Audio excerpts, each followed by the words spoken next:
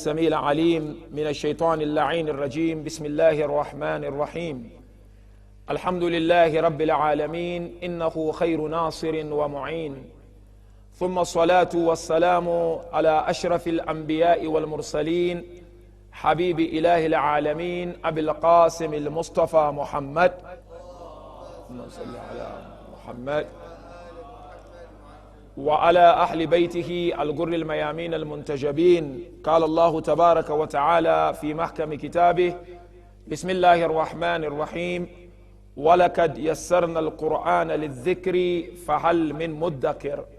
آمنا بالله، صدق الله العلي العظيم. صلوات اللهم صل على محمد. Once again, we thank Almighty Allah subhanahu wa ta'ala for giving us this moment and this opportunity tonight, being the night of Friday from Islamic calendar perspective and Thursday night from the calendar that we are used to. It is a very beautiful night after the recitation of this beautiful dua Kumail.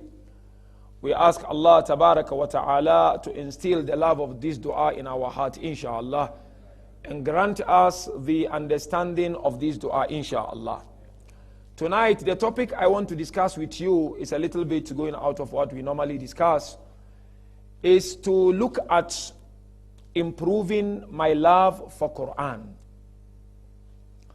which I think is something which need to be discussed and ought to be discussed now and then, so that we as lovers and followers of Ahl al-Bayt will strongly affiliate ourselves with Quran. Because there is no better book in the divine institution than the glorious Quran. But when you look at our relations with Quran, it's very, very pathetic. We tend not to take Quran very serious. We tend to think or behave towards Quran as if Quran is not the main source of Islamic teaching and the main source of all the teachings that we received from Ahl al-Bayt alayhim salam. So therefore tonight, and most probably tomorrow also inshallah, we will look at practical methods and practical ways of improving our love for Quran. And the verse I've quoted is a very beautiful verse. Surah Al-Qamar, verse 22. And inshallah, I expect brothers and sisters, even when you go back home, after every lecture, just double check these verses, which I normally quote in my discourses, just to inspire yourself and to understand that these teachings are teachings that are deeply enshrined in Quran. What does Allah Tabarak wa Ta'ala says? There are so many verses in Quran talking about Quran itself. But I found this verse to be a very beautiful verse which can address our situation and our attitude towards Quran. Allah Tabarak wa Ta'ala in this verse really is like a challenge to us. وَلَكَدْ يَسَّرْنَا الْقُرْآنَ لِلذِّكْرِ فَهَلْ مِن مُدَّكِرٍ. It's a challenge. Hajj Keshwan is a challenge to you. It's a challenge to me. Maitham is a challenge. It's a challenge to all of us. And Allah here is putting a lot of emphasis, because when you say walakad, it's harf al-tahqiq. Allah said, indeed, yassarna al-Qur'an lil-dhikr. We made Quran in such a way that it is easy for one to remember and it is easy for one to understand. Then Allah asked a rhetorical question. فَهَلْ مِن مُدَّكِرٍ. Is there anyone amongst you who will admonish himself with this teaching? That we made Quran easy for understanding and easy for remembrance. Now Allah is telling I and you, will you take heed? Will you take it as a lesson? Up to you. Will you take it a lesson? Up to you. Because Allah said, فَهَلْ مِن مُدَّكِرٍ. Is there anyone amongst you mu'mineen and mu'minat who claim to follow Quran and claim to love Ahl al-Bayt, ready to take lesson and bring Quran to our lives or not? And looking at this verse will outline categorically some practical ways that if I and you endeavor and make attempt to put them into perspective, Allah Tabaraka wa Ta'ala out of His mercy will enshrine the love of Quran in our hearts. Are we not the ones who are very quick in responding to fellow Sunni brothers? Whenever you want to tell them, Shias are right, Shias are this. تَرَكْتُ فِيكُمُ الثَّقَلَيْنِ كِتَابَ اللَّهِ وَعِتْرَةِ أَهْلَ بَيْتِ. Very famous tradition. It's our slogan. We chant it. That the Holy Prophet said, I leave two weighty things for you, or two valuable things. The book of Allah and Ahl al-Bayt. And he said, فَإِنَّهُمَا لَن يَفْتَرِكَ حَتَّى يَرِدَ عَلَيَّ الْحَوْضِ. That Quran and Ahl al-Bayt will never and ever be separated until at the fountain of Kawthar, meaning until the day of Qiyamah. Now you know our situation as Shias, and I'm talking from a speaker point of view also. Ahl al-Bayt, we hold unto them, we go majalis, we cry for them. Quran, zero. That's why non-Shias laugh at us. Rasulullah said, فَإِنَّهُمَا لَن يَفْتَرِكَ. You see, the Arabic "lan" mean forever, they will never be separated. Then he brought istisna, exception, only the day of Qiyamah, because the day of Qiyamah is the day of reward and nothing else. So this particular riwayah, in addition to this ayah, is highlighting on the importance of Quran in our lives, especially we lovers and followers of Ahl al-Bayt. Isn't it when we are in a mood of talking about the fada'il of Ahl al-Bayt, especially the first Imam? We say Imam Ali is a walking Quran. Imam Ali is speaking Quran. What does it mean? When Imam Ali implemented Quran, I mentioned this in my previous discourses, he understood Quran and he implemented Quran to a point that he's walking, you smell Quran. Where are you in Quran? Shi'ani Ali Bayt, from wherever you are. Where are we in Quran? So therefore tonight I want us to reassess our affiliation with Quran and to reassess our relationship with Quran. And Ramadan just is over. We need to strive as much as we can, old and young. This is not for young and not for old. You must learn Quran and understand Quran in your own way until the 11th hour of your lives. But if you don't do it, fine. Ahl al-Bayt alone cannot. Ahl al-Bayt and Quran will save you from the chastisement of Allah subhanahu wa ta'ala. If Ahl al-Bayt themselves did not leave Quran, who were ma'asumeen, trusted by Allah, pleased with Allah, and they never left Quran for 1 second, what of us, the lovers and followers of Ahl al-Bayt, we quote Quran, we make mistakes. You give a Shia 50 years, 52 years, you open randomly, verse of Quran, recite. Yatata'ata, he stammer. Say, Baba, you've been a Muslim for many years, man. Why are you stammering? We're reciting this simple verse. Surah Yasin, everybody know. Ayat al-Kursi, we know. Surah al-Mulk, we know. Because we use it now and then. Open randomly somewhere else. We cannot recite. Hence, it's becoming difficult for our beloved Imam of the time to come. Because we are holding Ahl al-Bayt at the expense of Quran, when Ahl al-Bayt, they are Quran themselves. Hence Allah in Surah Al-Baqarah made it very clear. ذَلِكَ الْكِتَابُ لَا رَيْبَ فِيهِ. Then he said, هُدًى لِلْمُتَّقِينَ. Hudan, condition, لِلْمُتَّقِينَ. Not just every Tom, Dick and Harry. Quran is a guidance for muttaqeen. Yani whoever is a true muttaqi, he will hold onto Quran in his life. But if you are just a normal Muslim, normal Shi'i, who doesn't qualify technically to be called Shia, then Quran is here and there, man. You take it, Wafat come, we all recite, we go. But Allah is telling us in Surah Al-Baqarah, Hudan lil muttaqeen. Quran, yes, is a guide, but not for everyone. It is for only those who have the consciousness of the teachings of Allah subhanahu wa ta'ala, and they want to be divine in their lives. Hence Quran says, وَالْآكِبَةُ لِلْمُتَّقِينَ. ending is not for Muslims. It's only for believing men and believing women. Who are those believers? Those who are pious and muttaqeen. Those people who were described into details by Imam Amir in Nahjul Balagha. Hence, one of the companions of our beloved Sif Imam came to our Sif Imam. He said, Ya Imam, how do I learn about Quran? Look at this. Ask Imam Jafar, how do I learn? So it's like you come to me or I come to you, Habibi. We wasting our time, man. We don't know Quran much. What do we do to know Quran? What was the response of Abi Abdullah Jafar Sadiq? Imam said to him, Ikra'ul Quran. Read Quran beginning. Learn how to read. فَإِنَّهُ بِكِرَاءَةِ الْقُرْآنِ تُمْتَعُ الْعُيُونِ. Imam Jafar said, because when you begin reciting Quran, your eyes will be illuminated by Allah. Then Imam said, وَالنَّذْرُ إِلَى الْقُرْآنِ عِبَادَةً وَلَوْ لَمْ تُقْرَأ. One may say, وَلَوْ لَمْ يُقْرَأ, depending on the Arabic, how it came. Then Imam said, because looking into verse of Quran is ibadah.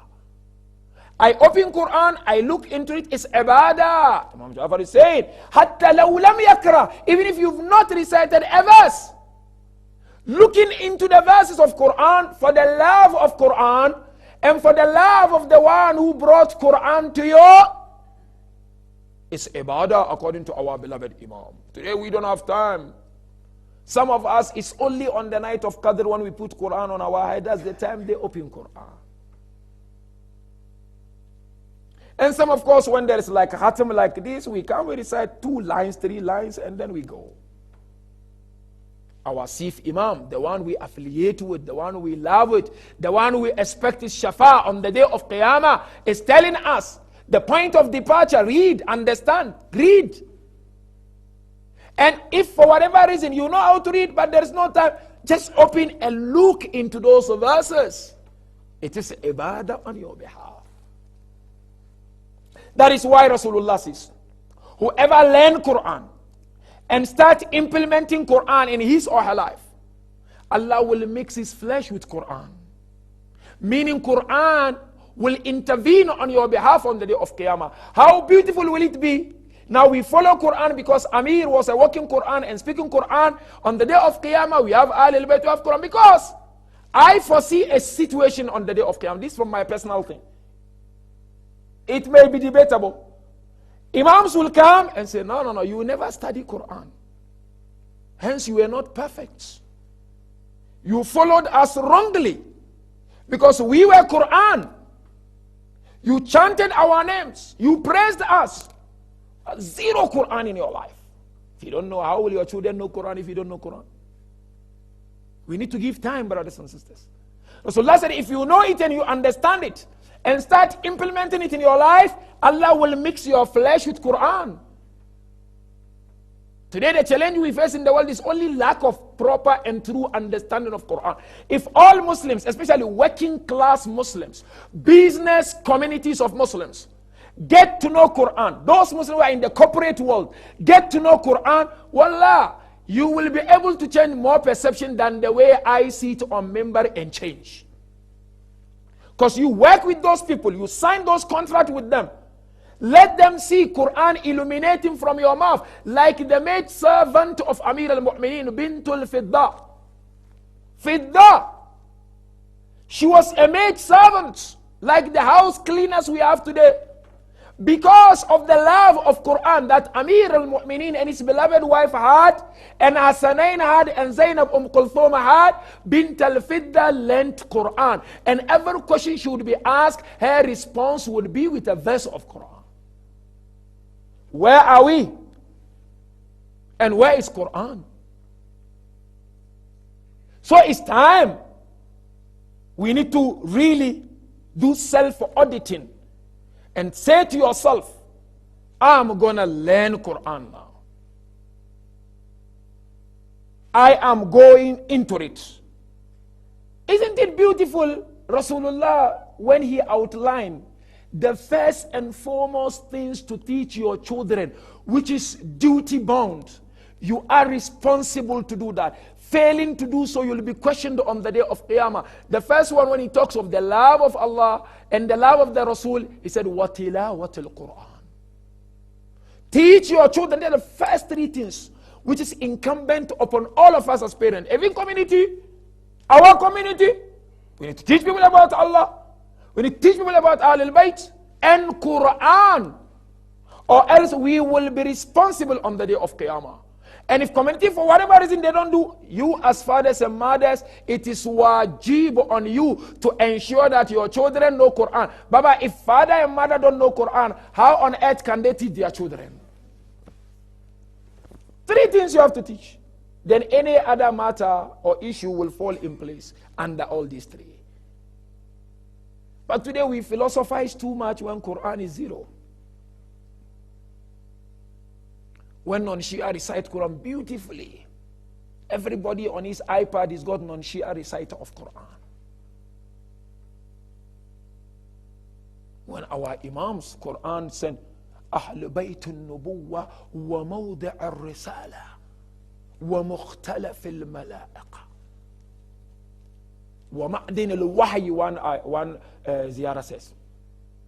Ahlul Bayt, their house is a place where the wahi used to come. It's a place where the malaika used to frequent.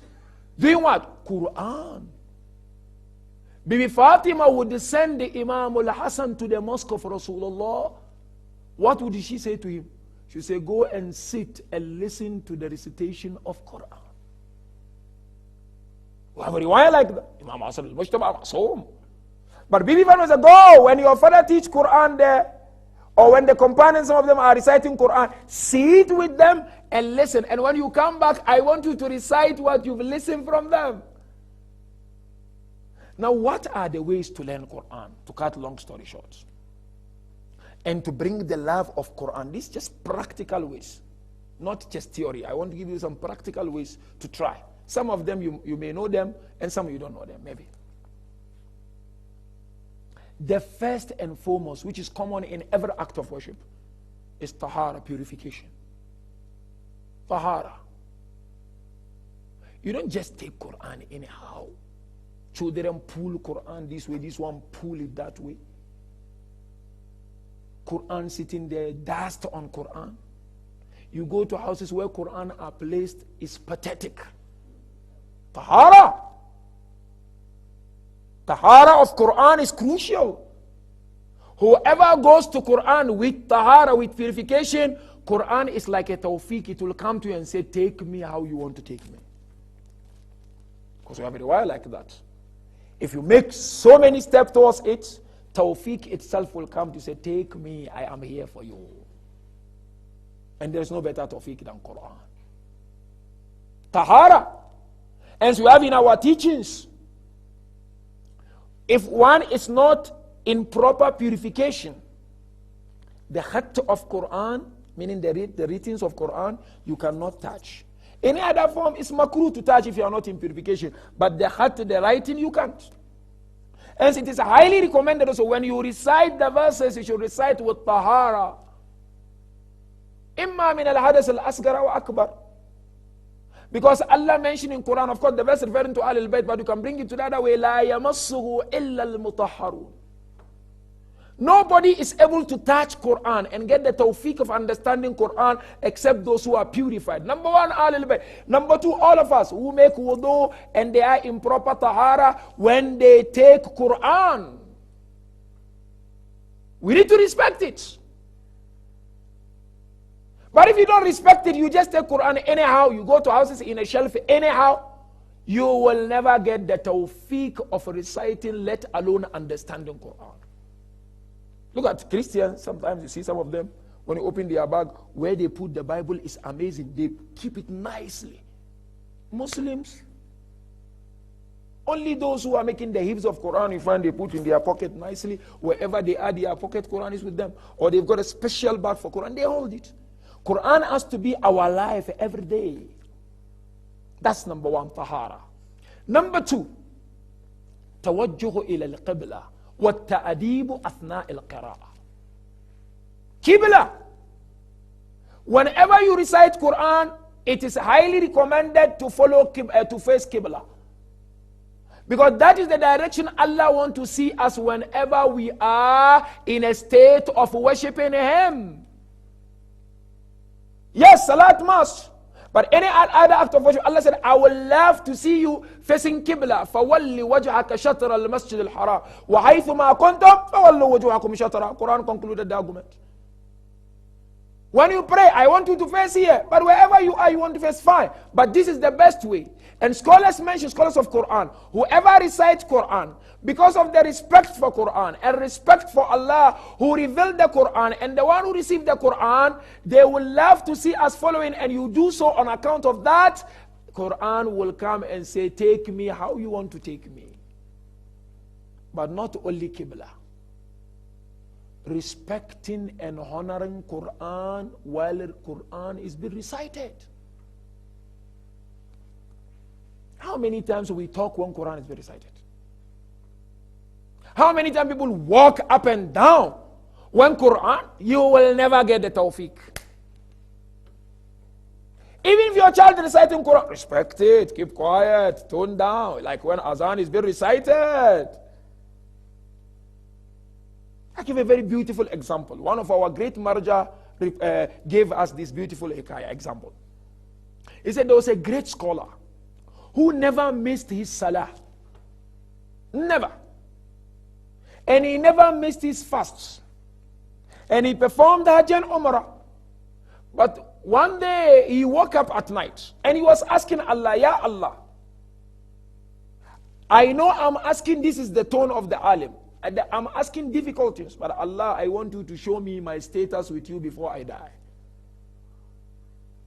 So Maharaji said, Allah showed this alim in his dream, he was sleeping, that all his amal is okay, but one amal missing, he never respected Quran. Alim said, I got shocked because every day and night I used to recite Quran. Then he said, Ya Allah, why is Quran missing in my a'mal? Then he said, because whenever you were reciting Quran, you were stretching your feet in front of Quran. Wallahi. Feet. Hence, all those time is not accepted. So no tawfiq. So therefore, number two, brothers and sisters, respect for Quran. We have to honor it, see it with humility and humbleness. Humble yourself. This is the book of Allah, Habibi. There is no better book of Allah on the face of the universe than Quran. It is the book of Malik al-Muluk. But we don't respect it, hence it becomes difficult for us to understand. You find a person has got a dream, I want to recite Quran every day, but things are not happening. Why? Do self-introspection. You will find that the problem is with you. Because Allah challenged us. Surah Al-Qamar 22, I mentioned. I made it easy for remembrance and understanding. So if you find it difficult, it's your problem. It's your approach towards it. That's number two. This Islamic constitution, it's Islamic bylaws, if you like. Isn't it fulfilling if I know it and understand it? Number three, Tartilul Quran, proper recitation. Of course, you cannot recite without understanding. That's another point, but we'll come to that. Recitation is crucial in the school of thought of Ahl al-Bayt. Our first Imam was asked, كيف نرتل القرآن? How do we recite Quran? Our first Imam was asked this question. You know what Imam Ali said? حفظ الوقوف وأداء الحروف. Imam Ali says, حفظ الوقوف. You recite, you stop where you're supposed to stop. Meaning you have to learn, how do I stop when I recite? And Imam said, وَأَدَاءِ الْحُرُوفِ, and give each and every letter his due right and haqq. If it's a ayn, it's a a. Ghain is Gha. Fa is Fa. This Amir al-Mu'mineen. It means all of us, we will never finish learning it until we die. Because I cannot claim to know everything of it, neither you cannot claim. So Imam Amir said, Hifdhul wuquf wa ada'ul huruf. Know where to make waqf, and how to do the waqf. And know each letter, what is the right of each letter. How not wala zwalin. Of course, there are people, even if Malaika come, they cannot change. So Allah will give them blessings. That's something else. Because tongues are differ sometimes, depending on the geographical demarcation where a person is coming from. But if you can learn, then it's not acceptable even in Salah. Let alone normal recitation of Quran. All the letters must be pronounced properly the way it was revealed unto Rasulullah. Hence the riwayah from Rasulullah says, whoever neglects Quran and he doesn't bother about learning it, every single mistake he makes, he will be accountable of it on the day of Qiyamah. The Rasulullah said, but whoever recited dua and Quran while learning proper way of recitation, and in that process he make mistake, his mistakes will be cherished by Allah, and Allah will change the mistake into Jannah for him. So you must be in the process of learning.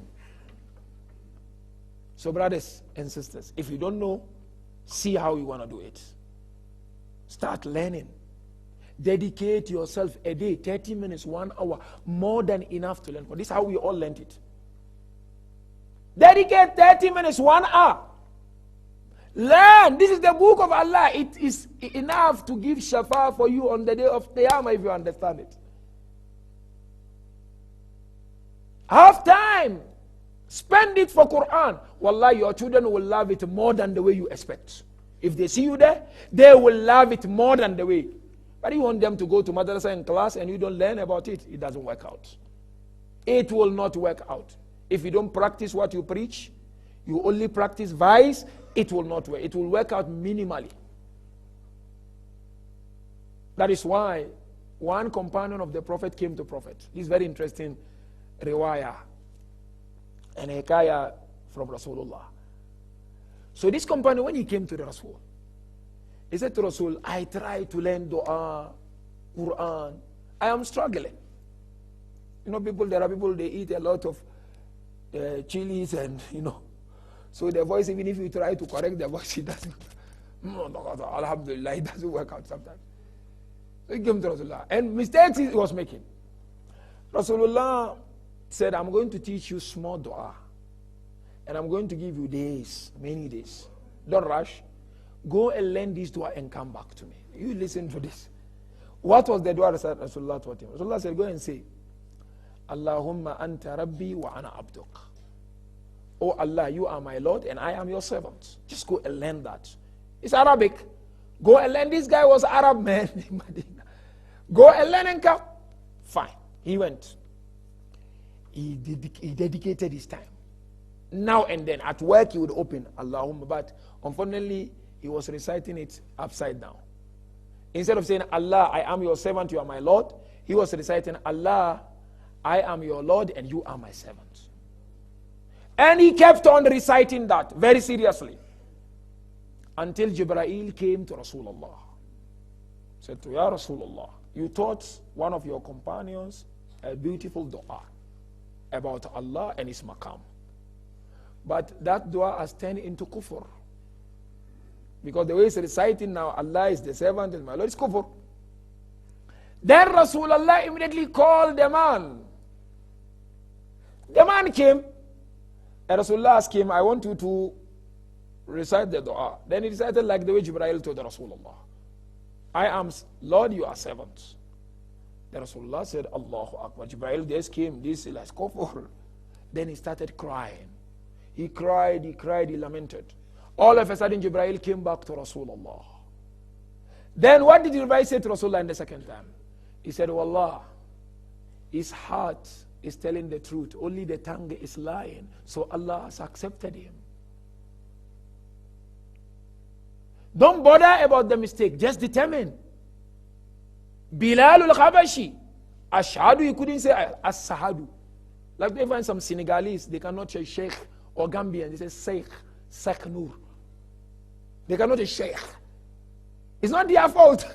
That's the situation. There are certain words we cannot, myself, there are words you cannot pronounce because of your background and where you're coming from. Bilal wouldn't say ash, he would say as. And some of the companions will laugh at him. Why you, the one who is not Arab, you making him azan? Jibreel came to Rasulullah. The sheen of Bilal, or the scene of Bilal is sheen with Allah. Yani, if you make mistake, but while you are in the process of learning, Allah loves it and He appreciates it. But today our fathers and mothers, they don't bother to go because they think somebody will laugh at them. Maybe they will make mistakes. A senior like you are making mistakes. Even Surah Al-Ikhlas, you cannot recite well, man. Like I know one alim, he called members of his community. Said everybody must come and recite Fatiha and Surah Al-Ikhlas. One great scholar in one of the Middle East countries. Ikhlas and Fatiha. When he finished, out of 100 people, he did it for many months. Only 2 people recited word. He said, Wassalam. Only Allah will forgive us out of His mercy. Sometimes you think you know, but when you get there, you realize that Allahu Akbar, I don't know. So you make exams yourself. If you don't want to go and sit somewhere online, but we have, Alhamdulillah, Quran initiative now, which is going very well. Many have benefited from 8 Ramadan. Their recitation has really improved dramatically and tremendously. Sit there online, let somebody who is reciting the Quran, you listen to it, you correct yourself, record yourself, and send it to Muallim. Come to Muallim. I recorded myself, I don't want you to see my face, listen and correct me. But the best way is to come. They are here from morning up to night, Maghrib, Park Lawns, Park Road, here, Leventon. That is the reason why this Quran initiative was open, to bring us close to Quran. Learn. If you make mistake, no worries, because you are learning, you will get there. So therefore, tartil, proper recitation, is a way. Once you show you are serious about it, then Quran comes to you, say, take me, Tawfiq. Isn't it nice? You call your children, you say, recite, let him hear. I correct you before you go to Muallim. The best thing to do is that way. Or you said, no, your daughter, you all go to class, Quran. Okay, let's see who knows better, you and your wife. Better. And of course, the next point is khudurul qalb, presence of the heart. When Quran is being recited, or when you yourself reciting Quran, you need to bring yourself completely, like the way in Salah, proper attention you give to Quran. And this is where some scholars come and give an example. When you are sitting here, I call you, Haji, there is an official letter to you from Honorable Uhuru Kenyatta for a special luncheon with Honorable Modi. How will you feel? The letter, you're going to keep it properly in your safe. Is Quran like that? You will be attentive. And you will show every good wisher of yours this letter. I mean, how many of us, when you have a picture, a small picture, not even who wanted, because glimpse people were working, so you try to go next to him and then you show everybody. Quran! Allah! Yani they said, if you want Allah to talk to you, then you should know Quran and sit and recite, because He's now talking to you. So therefore, these great scholars said, no, it's like a prominent figure give you a letter. Or no, a prominent figure launched his book, and then he gave you a copy. He selected you, Brother Maitham. I appreciate you, take this book. And this guy is like cabinet secretary or somebody. How do you feel? This book will be in your archive. Even if you die, you want people to know. But where is Quran? So therefore, the next one is what? Give yourself to Quran.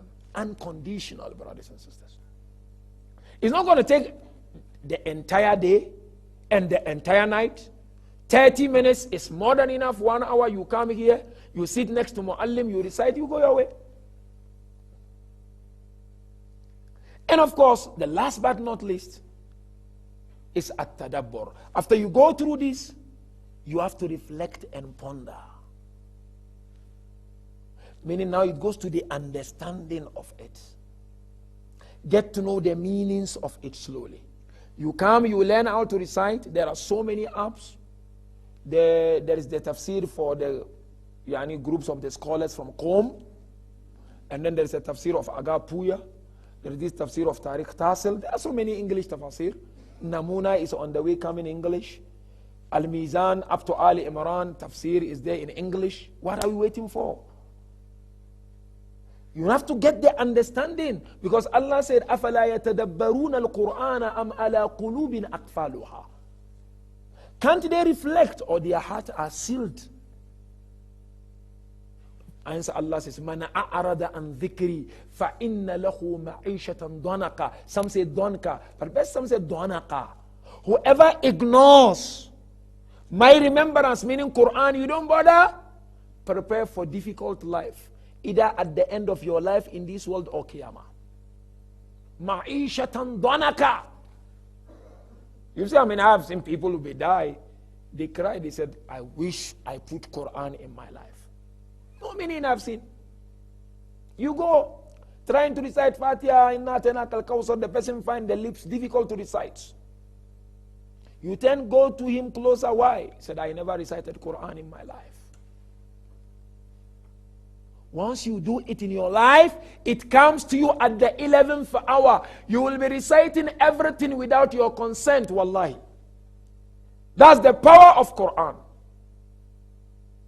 Hence Allah tells us openly, لو أنزلنا هذا القرآن على جبل لرأيته خاشعا متصدعا من خشية الله.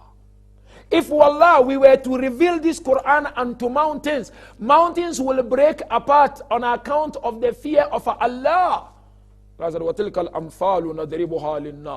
This is just an example we are citing for people to reflect and go back to their senses. You know the sign of Quran in our life? This is my last point. If you want to know that Quran is in your life, this is a sign.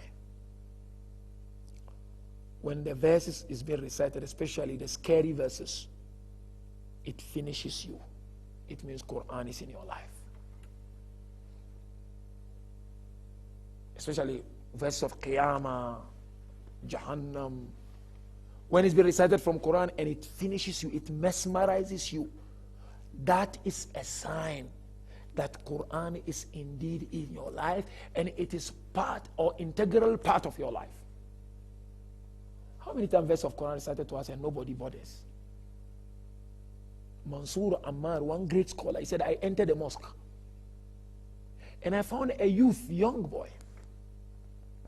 And this young boy, he was praying Salah. And I was reciting Quran. So when I finished, the young boy came to me. He said, Mansour Ammar, can you recite few verses of Quran about Qiyamah for me? I want to change my life. So he recited 2 verses. One verse you know very well. In Munajat of Imam Amir. Kalla innaha lada nazza'atan lishawa.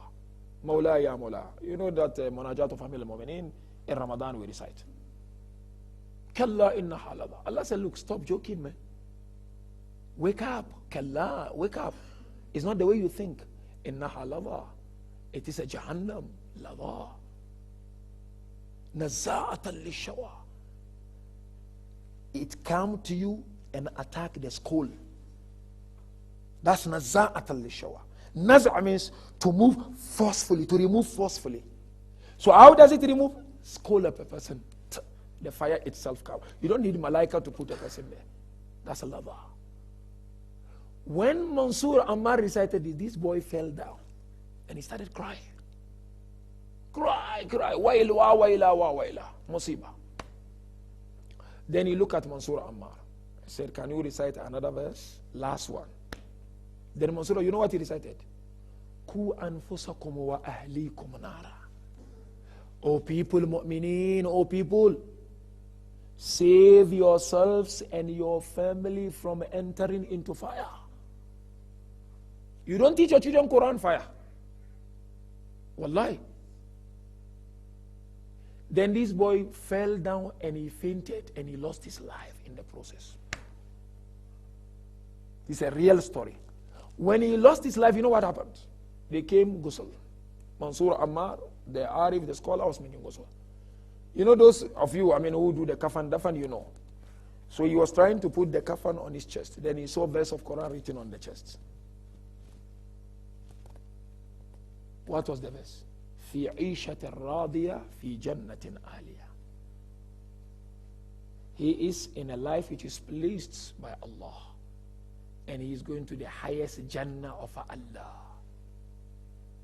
That is Quran.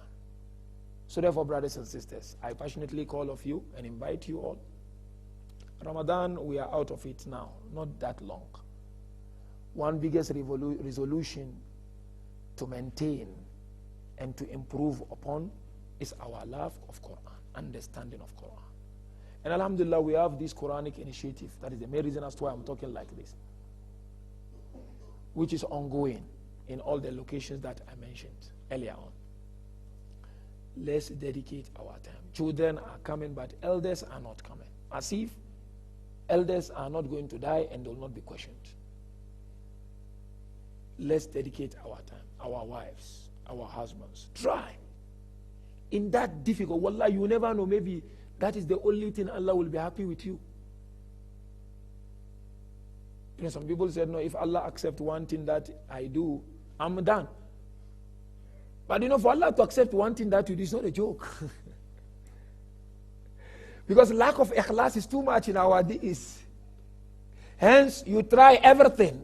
Whatever comes your way, you try. You just try, man. Pile it up with those amal. You try. So therefore, inshallah, brothers and sisters, let's all try, inshallah. Attend these Quran classes.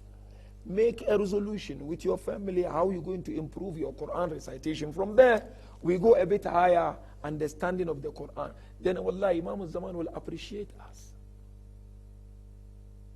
اللهم اكشف هذه الغمة عن هذه الأمة بقدوره وأجل لنا ظهورها. That's what we say in Dua al-Ahad. Allah, relieve this gamma, this pain and suffering and sorrow from the ummah through the reappearance of Hujjah. Hujjah will not appear if we don't take Quran serious. Hujjah wants to see us implementing Quran. Then he knows there are people there waiting for him. So we ask Allah Tabaraka wa Ta'ala to forgive us, inshallah. Ya Allah, we ask you.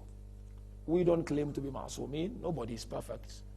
We're only trying to be perfect, which is not easy. The road is very difficult. But Allah, we sincerely beseech and ask you, inspire us with the love of Quran. Allah, the way our beloved Imams took Quran in their lives, help us also to follow Quran in our lives, inshallah. That is why we conclude by remembering Abu Abdullah al-Husayn. Because if you read the history of Karbala, or all the masa'ib of Ahlul Bayt, not even Karbala, that of Bibi Fatima alayhi salam, when they talk to people, they would refer them to Quran. All of them. Imam Amir al-Mu'mineen, he would refer them to the verses of Quran. Abu Abdullah al-Husayn alayhi salam, when everyone would fall in Karbala, Ali al-Akbar was lying down. Abu al-Fadl al-Abbas will be lying somewhere. Abu Abdullah will be reciting, Min al-Mu'minina rijalun sadaqu ma ahadullah. Among the men are those who fulfill their covenant with Allah. He will recite the verses of Quran. Abu Abdullah was there going to sajda and reciting that beautiful dua of remembering Allah. At the end, Abu Abdullah will recite verses of Quran. Whenever he would go and face the enemies, he would recite Quran. Hence, when Fatima al-Zahra went to the mosque to deliver the khutbah, she looked at the people in the mosque and she said to them, are you all entitled to inherit your fathers in Quran? And I, Fatima, am not entitled to inherit my beloved father from the same Quran? What Fatima was highlighting in this musibah, that you people, you have the Quran, but you've abandoned the Quran. You don't follow Quran. Today, the one of the musibah of Imam al-Zaman is the Shia of Imam al-Zaman. They've abandoned the Quran. They put in pains in the heart of Sahib al-Asr wal-Zaman, and they always make dua for Allah to release Imam. Inna lillah wa inna ilayhi raji'un. وَسَيَعْلَمُ الَّذِينَ ظَلَمُوا أَيَّ مُنْقَلَبٍ يَنْقَلِبُونَ وَالْعَاقِبَةُ لِلْمُتَّقِينَ. اللهم صل على محمد وعلى محمد وعلى